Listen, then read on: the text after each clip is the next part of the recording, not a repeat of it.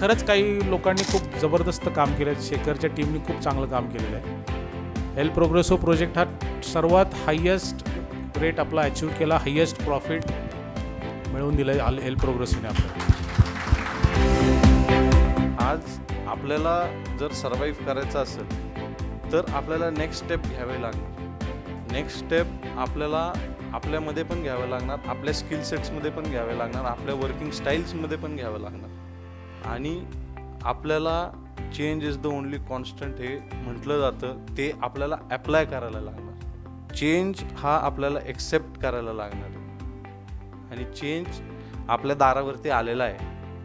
आपण रेडी आहोत, आपली नेक्स्ट स्टेप घेण्यासाठी आपण सगळेजण रेडी आहोत.